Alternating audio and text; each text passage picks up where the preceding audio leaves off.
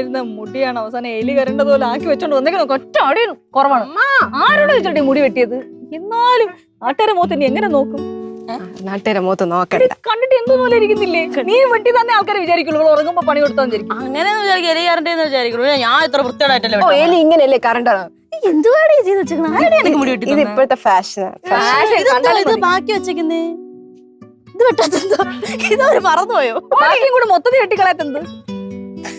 ദൈവമേ, ഇത് വളരും പെട്ടെന്ന്. ഇവക്ക് കണ്ണും കണ്ടോ ഒന്നും കണ്ടോ? അവിടെ ചെന്ന് ചുമ്മാ ഇരുന്നു എടുത്ത് ആരും ഒന്നല്ല. ഇവിടെ ഉറക്കത്തി വെട്ടിയതാന്ന് നീ മേലെ ആ സ്ഥലത്ത് പോയിട്ടുണ്ടെങ്കിൽ നിന്നെ അടിച്ചു നോക്കിക്കോ.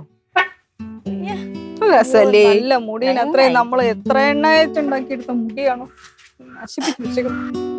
മതി ചിന്നരാമൊക്കെ കാണണ ഈ മുടി നിന്നെ കളിയാക്കി കൊല്ലും. അന്ത്യമാണ് നിന്റെ അന്ത്യം. അറിയും പോലെ ആ രണ്ടെണ്ണത്തിന് ഇങ്ങോട്ട് കാണാനേ ഇല്ലല്ലോ. കല്യാണത്തിന് മുന്നേ ഈ വീട് വിട്ട് മാറാത്ത കേസ് കിട്ടലായിരുന്നു രണ്ടെണ്ണം. രണ്ടും വരണില്ല ഇപ്പം. എന്തോന്നിത് തിരിഞ്ഞു പോലും നോക്കണില്ല. ശരി അമ്മ, എന്റെ എക്സാം ഒക്കെ കഴിയുമ്പോഴേ ഞാൻ അവിടെ പോയി നിന്നോട്ടാ. വീണ്ടും പോവാനാ? ഇന്നാൾക്ക് പോയി നിന്നല്ലേ ഉള്ളൂ നീ.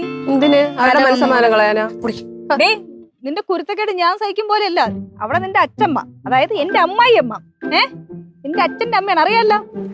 അവിടെ പ്രാവശ്യം പറയണ എന്തിനാ? അറിയാലോ. എടി നിന്റെ അച്ഛനെ പറ്റി പറയുമ്പോ അത്രയ്ക്ക് ഇരുപ്പതിന് പറയണമല്ലോ. അങ്ങനെയാണല്ലോ സ്വഭാവം. അപ്പൊ ആ അച്ഛമ്മയുടെ അടുത്ത് പോയി നീ സ്വഭാവം ഇറക്കി കഴിഞ്ഞു കഴിഞ്ഞാൽ ഞാൻ സഹിക്കും പോലെ അച്ഛമ്മ സഹിക്കൂല, അറിയാലോ. അതിനുള്ള കൂടെ എനിക്ക് കിട്ടും. അന്നേനെ വന്നപ്പോ നല്ല കിട്ടിയല്ലോ. ഞാൻ എന്തോ ഇത് നീ എന്ത് ചെയ്താലും എനിക്ക് കുറ്റമാവുന്നു. ഞാൻ വിടൂല. എനിക്ക് ഇഷ്ടമാണ്, ഭയങ്കര ഇഷ്ടമാണ് ആ സ്ഥലം. അയ്യോ ഭയങ്കര ഇഷ്ടം. അവിടെ പോയി ഓരോന്ന് ഒപ്പിക്കാനല്ലേ. നീ നല്ല സ്വഭാവമായിരുന്നെങ്കിൽ ഞാൻ വിട്ടാണ് ധൈര്യത്തില്. നിന്റെ കുരുത്തക്കേടിന് ശരിയാവൂല. അമ്മ നമുക്ക് അവിടെ നോക്കി. അതാണ് പറഞ്ഞേ അമ്മ. നമ്മുടെ കുടുംബത്തിലെ രണ്ടേ രണ്ടാൾക്കാണ് കുരുട്ടുബുദ്ധി ഉള്ളത്. ആർക്ക്? ഒന്ന് ഈ നിക്കുന്ന ഈ സാധനം, രണ്ട് രാമങ്കളിൽ. കുരുട്ട് ബുദ്ധി, കുരുട്ടിന്റെ ബുദ്ധി. നമ്മുടെ കുടുംബത്തിൽ എന്തോ ചെയ്യുന്ന പെണ്ണെ കണ്ട, ഇത് അസൂയ. ഇതാണ് ഞാൻ പറഞ്ഞ ഇതാണ് കൊനിഷ്ടും കുരുട്ട് ബുദ്ധി എല്ലാം ഉണ്ട് ഈ സാധനത്തിൽ. അമ്മ സ്ട്രെയിറ്റ് ഫോർവേഡ് ആണ് എല്ലാ കാര്യത്തിലും. അച്ഛൻ വേറും പാവം. ഈ സാധനത്തിന് പിന്നെ ഇത് ആരെ നിന്ന് കിട്ടിയതാണ് ഈ സ്വഭാവോ? എനിക്കറിഞ്ഞൂടാ. നീ നിന്റെ മാമനെ പറ്റി ഒന്ന് ആലോചിച്ച് നോക്കിയേ. മണിക്കുട്ടൻ മാമനെ പറ്റി കറക്റ്റ് സമയത്തെത്തിയല്ലേ ചേട്ടൻ? 100 അല്ല, ഞങ്ങള് കുരുട്ടുബുദ്ധിയുടെ കാര്യം പറഞ്ഞോണ്ടിരിക്കായിരുന്നേ. ഇവക്കേ ആരിൽ നിന്നാണ് കിട്ടിയതെന്ന്. അപ്പൊ അമ്മ പറയാ മാമന് നിന്നാണെന്ന്. അങ്ങനെ പറഞ്ഞു. ശരി, ഞാനൊരു പാവല്ലയോ? ഞാൻ പാവല്ലോ. സാധാരണ മനുഷ്യരാണെങ്കിൽ ഉറക്കത്തിൽ പാവാണെന്നെങ്കിലും പറയും. നിങ്ങൾ അതുപോലും പറയില്ലേ? എടി, അത് എന്റെ കയ്യിൽ നിന്ന് കിട്ടാൻ ഒരു സാധ്യതയില്ല. പിന്നെ ഇവിടെ തന്തയുടെ കയ്യിൽ നിന്ന് വല്ലതും കിട്ടിയതായിരിക്കും. അച്ഛനും പറഞ്ഞു രാവിലത്തെ. ഇത്ര ലേറ്റ് ആയതെന്ത്?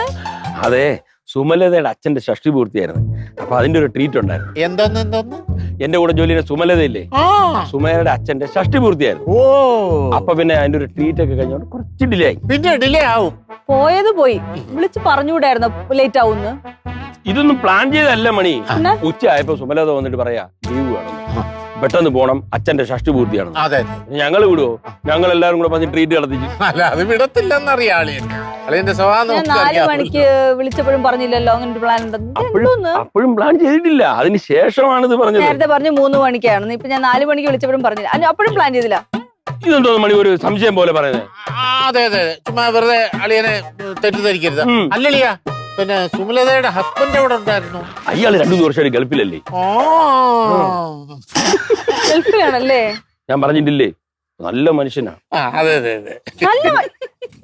സുമലതേ ഈ അടുത്താണ് ഓഫീസിൽ ഒന്ന് ജോയിൻ ചെയ്ത്. അപ്പൊ 3-4 വർഷം മുന്നേ ഗൾഫിൽ പോയ ഭർത്താവ് നല്ല മനുഷ്യയാണ്. നിങ്ങൾക്ക് എങ്ങനെ അറിയാം? എടി, അത് എല്ലാം കുടുംബകാര്യം. ഇപ്പൊ നിന്റെ മക്കളുടെ കാര്യം, അളിയന്റെ കാര്യം വരെ സുമലതയ്ക്ക് അറിയാം. ഞാൻ എല്ലാം പറയില്ല. അതുപോലെ ഞങ്ങൾ അങ്ങോട്ടും പറഞ്ഞു കഴിഞ്ഞു. എന്റെ കാര്യം വരെ എന്തോന്ന് അളിയായത്? എന്റെ പെങ്ങളെ, എനിക്കൊരു ഉപദേശം നിനക്ക് തരാൻ എന്താന്ന് വെച്ചാല്, ചുമ്മാ അളിയനെ തെറ്റിദ്ധരിക്കരുത്, സംശയിക്കരുത്. അതെ, അങ്ങനെ വല്ലതും സംഭവിച്ചാൽ, അതായത് എനിക്ക് സംശയം വന്നു കഴിഞ്ഞാൽ പിന്നെ ഇങ്ങേരില്ല. ഇല്ല അളിയാ, എന്തോന്നിത് സംശയിക്കാന്നുണ്ട്? എന്റെ കൂടെ ജോലി ചെയ്യുന്ന ആളുടെ വീട്ടിലല്ല, ഞാൻ ഒരു ട്രീറ്റിന് പങ്കെടുത്തു. അതിനെന്തോന്നു? അവള് ഫുഡ് കഴിച്ചു ഇങ്ങ് വന്നു. അയ്യോ വെറുതെ. എന്തുവായിരുന്നു കഴിക്കാൻ? എന്തുവായിരുന്നു? കഴിക്കാൻ ഒത്തിരിയൊക്കെ ഉണ്ടായിരുന്നു. ഞാൻ പിന്നെ കുറച്ച് ഫ്രൈഡ് റൈസും ചിക്കൻ ഫ്രൈ മാത്രമേ കഴിച്ചുള്ളൂ. മാത്രമേ കഴിച്ചുള്ളൂ. എടി, അത് അളിയനെ ഒന്നും ഓർമ്മ കാണത്തില്ല. ഓർമ്മയൊക്കെ ഉണ്ടെന്ന് അധികം ഉണ്ട്. അല്ല അത് പോട്ട് ശ്രീകുട്ടിയില്ലേ മണിയുടെ? ശ്രീകുട്ടിയാത്തുണ്ട്. അല്ല ഞാൻ ആലോചിക്കാണേ, പണ്ട് ശ്രീകുട്ടി ഇവിടെ നിക്കണം എന്ന് പറഞ്ഞപ്പോഴേ ഏറ്റവും കൂടുതൽ എതിർത്ത ആളുകളാ. അതെ അതെ അതെ അല്ലേ? അതൊക്കെ പണ്ട്. ഇപ്പൊ ഭയങ്കര ഫ്രണ്ട്സ് അല്ലേ? അതെ അതെ അതെ അതെ അതെ. അതങ്ങനെയാ. ആ ശ്രീകുട്ടിയെ വളരെ നല്ല കൊച്ചാ. അതിനോട് ആർക്കും ദേഷ്യം തോന്നൂല. സ്നേഹം മാത്രമേ ഉള്ളൂ ആ കുട്ടിക്ക്. എനിക്ക് ശ്രീകുട്ടി വലിയ ഇഷ്ടമൊക്കെയാണ്, പക്ഷെ ഞാൻ പുറത്ത് കാണിക്കാറില്ല. നന്നായി. പാവമാണ്. അല്ല, കുടുംബക്കാരെല്ലാരും കൂടെ ഭയങ്കര ചർച്ചയിലാന്ന് തോന്നുന്നു. അല്ല, ഞങ്ങൾ ഈ കളരി കളരി കളരി മുറകളെ കുറിച്ച് ഇങ്ങനെ ചർച്ച ചെയ്യായിരുന്നു. കളരിയോ? കളരി ഞാനും കുട്ടിക്കാലത്ത് കൊറേ കളരിയൊക്കെ പഠിച്ചിട്ടുണ്ട്. ശ്രീകുട്ടി കളരി മൊത്തം പഠിച്ചിട്ടുണ്ടോ? അല്ല, മൊത്തമില്ല, എന്നാലും ആദ്യത്തെ ഒരു 4 ചാപ്റ്റർ പഠിച്ചിട്ടുണ്ട്. അറിയാം. എനിക്ക് എങ്ങനെ അറിയാം?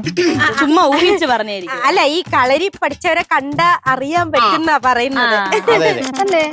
എനിക്ക് പക്ഷെ കണ്ടിട്ട് തോന്നിയില്ല കേട്ടോ. ആണോ? നമുക്ക് ആർക്കും എനിക്ക് തോന്നി. എനിക്ക് കണ്ടപ്പോഴേ തോന്നി. കളരി പഠിക്കാൻ താല്പര്യമുണ്ടോ? ബാക്കി പഠിക്കാൻ താല്പര്യമൊക്കെ ഉണ്ട്. ഉണ്ടെങ്കിൽ നമുക്ക് ചേട്ടനോട് പറയാം. ചേട്ടൻ പഠിപ്പിച്ചെടുക്കൂലേ?